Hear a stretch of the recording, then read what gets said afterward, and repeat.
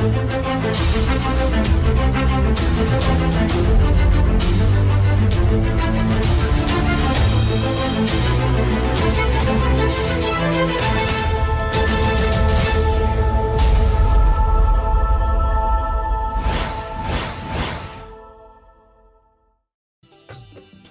Friends, आपका फिर से स्वागत है हमारे YouTube चैनल वास्तु शास्त्र फेंग शुई टिप्स में।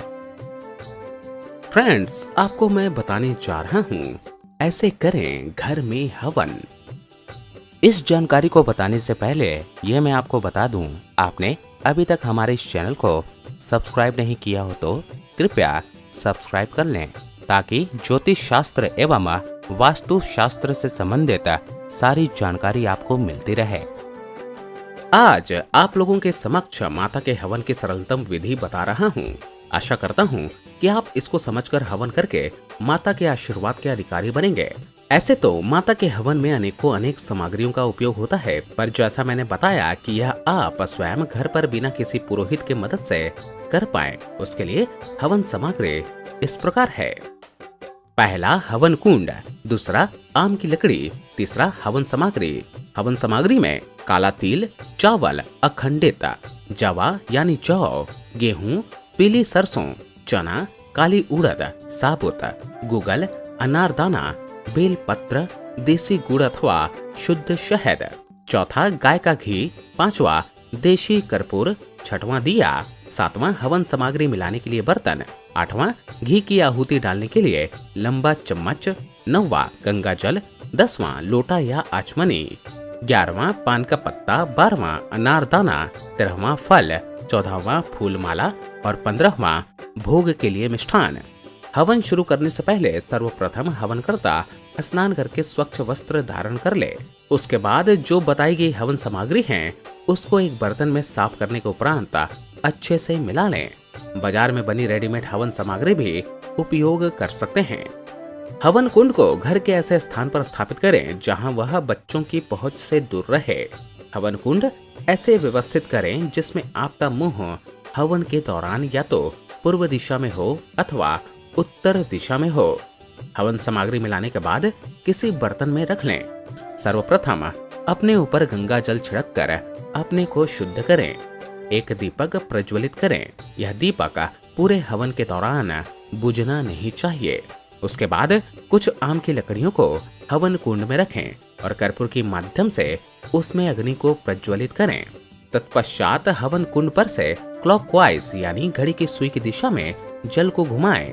अग्निदेव को प्रणाम करें। अग्निदेव का यथा उपलब्ध सामग्रियों से पूजन करें।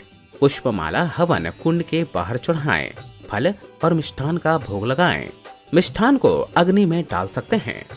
अग्निदेव से मानसिक प्रार्थना करें कि हे अग्निदेव, मैं जिन देवी देवताओं के नाम से हव्य प्रदान कर रहा हूँ उन देवी देवताओं तक पहुँचाने का कष्ट करें। जिस भी मंत्र के साथ आहुति दी जाती है उसके साथ स्वाहा जोड़ दिया जाता है। स्वाहा के उच्चारण के साथ ही हव्य अथवा घी की आहुति दें। अब घी द्वारा 5 आहुति दें। ओम गंग गणपते स्वाहा, ओम नमः शिवाय स्वाहा, ओम हैं क्लीं स्वाहा, ओम सूर्याय स्वाहा, ओम अग्नि देवाय स्वाहा।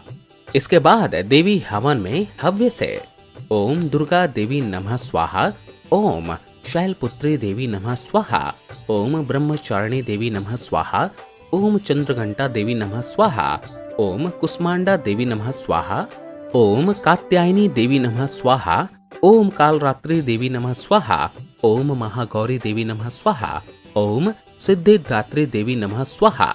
इसके बाद आप अपने किए गए जप का दशांश हवन अथवा गुरु द्वारा दिए गए मंत्र में स्वाहा जोड़कर हवन कर सकते हैं। अगर मंत्र में पहले से ही स्वाहा जुड़ा हुआ है तो स्वाहा जोड़ने की आवश्यकता नहीं है। हवन के उपरांत बची हुई हवन सामग्री को पान के पत्ते पर रख के और घी को धार से अग्नि में चढ़ा दें। फिर जल को हाथ में लेकर हवन कुंड पर से घुमाकर जमीन पर गिरा दें और हाथ जोड़कर माता से क्षमा प्रार्थना करें। तो ये तो फ्रेंड्स, ऐसे करें घर पे हवन। ये वीडियो आपको पसंद आया हो तो कृपया लाइक और शेयर करना ना भूलें। साथ ही साथ सब्सक्राइब करना भी ना भूलें, क्योंकि इसी चैनल के माध्यम से वास्तु शास्त्र से संबंधित वो सारी जानकारियां लेकर आएंगे जिसे आप अपनाकर अपने जीवन में सुख समृद्धि ला सकते हैं। अगर आपको इस वीडियो से संबंधित कोई जानकारी चाहिए तो हमें कमेंट बॉक्स के द्वारा पूछ सकते हैं। इस वीडियो को देखने के लिए धन्यवाद।